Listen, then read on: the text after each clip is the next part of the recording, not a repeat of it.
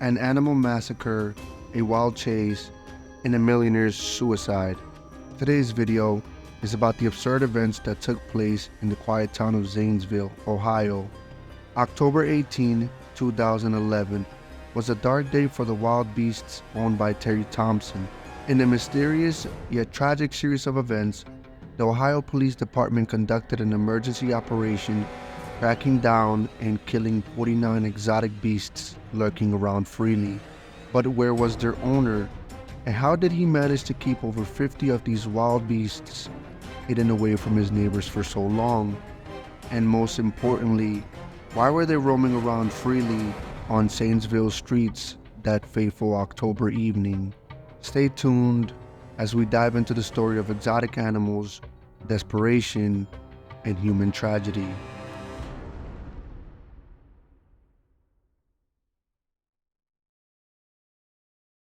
At about 5 o'clock in the evening on October 18, 2011, Terry's neighbor, Sam Kopchak, stepped out of his home to check up on his horse. But what he saw beyond the flimsy fence separating his and Terry's property was bizarre. Sam saw a bear and an adult male African lion that night. He slowly made his way toward the safety of his barn and locked himself in with his horse. He then called his 84-year-old mother at home and asked her to call for help. He had no idea of the events about to unfold on Kopchak Road in the next few hours. Sergeant Steve Blake was the first to arrive on the scene, followed by Deputy Jonathan Mary. Deputy Mary recalls that when he arrived, he saw two lionesses, a tiger, a black bear, inside Thompson's fence, and a gray wolf running on the road. The order came over the radio: put the animal down. And so began the Zanesville slaughter. Deputy Mary would shoot two wolves, a black bear, an African lioness, two lions, a tiger, and a grizzly bear on that tragic night. While the fiasco at Kopchak Road was still ongoing, there were concerns about Terry's safety. No one had seen him, and 50 huge wild animals were on the loose. Sergeant Steve Blake decided to go to the Thompson house to see if Terry was okay. He sounded his horn from outside the home, but there was no answer. On his way back, he came across the caretaker, John Moore. When the two returned to the house, they only found two monkeys and a dog still in their cages. On the way back, Moore caught sight of something extremely bizarre and horrific. There was a body near the barn being eaten by a white tiger. Sergeant Blake and Moore reported back to the rest of the team. A plan was devised to shoot the animals and get closer to the body. Sergeant Blake was to drive a Silverado crew cab with 4 men seated on the truck bed. This way, they wouldn't be shooting out of windows. Deputy Ryan Paisley carried a 9mm HK MP5 submachine gun. Deputy Tony Angelo, a sniper on the SWAT team, carried a bolt-action rifle, and Deputy Jade Lawhorn and Canavel carried assault rifles. The team had to put down several magnificent creatures that night. When they reached the body, it was around 6 p.m.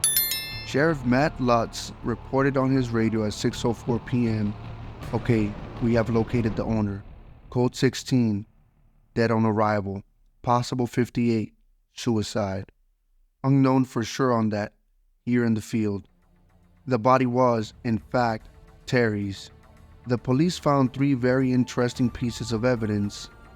First, there were bolt cutters near Terry's body. Second, there was a stainless steel Ruger 357 Magnum revolver nearby. And third, there were pieces of raw chicken scattered around the body. Tom Stoff's theory is, apparently he wanted the animals to eat him. Deputy Canavel had this to say: he had been dragged. You were able to tell that he had laid at one spot for a while, and then he was dragged. It looked like by an arm, and his pants and stuff had been pulled down, and he had been chewed on. The autopsy report found a fatal gunshot wound, a 2¼ inch vertical laceration on the right lower forehead, and along the spine of the nose, 21 clusters of injuries on the head and neck, and injuries on his torso and legs. One alarming detail in the coroner's report was a 5 3/4 times 4-inch gaping laceration involving the pubic region and bilateral medial thighs with the absence of genitalia, exposure of the pubic bones and adjacent soft tissue. None of his external genitalia remained by the time his body was recovered. But how had he ended up in this situation? Stay tuned as we dig into Terry's life to understand his horrific end. Thompson's childhood can be described as an average small-town America 60s childhood. He grew up with his loving parents in Zanesville, where he used to ride his bicycles near the airport. At 16, he had his flying license and was living his dream. But everything was about to change. Shortly after, he got drafted to Vietnam as a door gunner on a Huey helicopter. He would routinely perform rescue operations in hostile crossfire. Sometimes, his team would be forced to leave their comrades behind, and many wounded died in his arms. This is what his friends described as a defining experience of his life. His friend Marshall says this about Terry's time in Vietnam: he never really got over it. One of Terry's neighbors, Red Polk, had this to say: when he came back, he had a funny look. You know what I mean? Polk continued to say, I said that he never left Vietnam. I'm going to put it that way. He never left it. Marion Sharp was an accomplished horsewoman from a good local family. At the same time, Terry Thompson was notoriously known as "who is the guy who would piss my dad off the most" among women. Their marriage lasted for 4 long decades. Marion Thompson went on to become an award-winning writer and a well-respected schoolteacher. On the other hand, Terry owned a showroom selling guns and Harleys. Thompson was a millionaire. This explains how he owned planes, a Harley showroom, and later in his life, over 50 exotic animals. The stories about his exploits are plenty. Most of these stories were outright imagination. Nevertheless, Terry Thompson wasn't someone you'd want to mess with. He had guns. He owned these wild exotic animals. Simply put, Thompson was someone you didn't want to cross. Nobody knew what he was capable of. The events that led up to the Zanesville massacre began in 1977. Thompson went on an auction and bought a tiger cub named Simba for his wife's birthday. With time, even those around him got used to it. He would arrive at the local airfield with a lion cub or a bear cub, drive his friends to Columbus with a bear cub seated up front. To Terry, rules were meant to be broken or bent. He was someone who wasn't a fan of authority. His animals even made Hollywood appearances. One of the photos found after his death shows Terry handing Heidi Klum one of his lion cubs on a fashion shoot. Terry himself appeared on the Rachel Ray Show in 2008 as an animal handler. Thompson claimed he was always good to his animals and never sold them, but that doesn't seem to be accurate. Nancy Wilder, another exotic animal owner, recalls, I was at an auction, and he had a tiger that had ringworm and he had a baby monkey. He sold the monkey outside of the auction because it wasn't legal to sell inside for $3,500. But the first red flag was in 2005, suggesting all might not be as good as it seems. Terry kept some livestock at his parents' property. Reports came that 3 cows and 1 buffalo had died of starvation. And so, Terry Thompson was charged with animal cruelty and would spend the next 6 months under house arrest. However, this wasn't the only account of neglect Terry had to his name. During this time, there were multiple reports of loose animals as well. On 2 occasions, a couple of Rottweilers went loose and killed some calves. They eventually had to be put down by the neighbors, but that deeply angered Terry. What actually landed Terry in jail was guns. By the time Terry sold his business, he had 138 motorcycles, 138 cars, and 138 guns.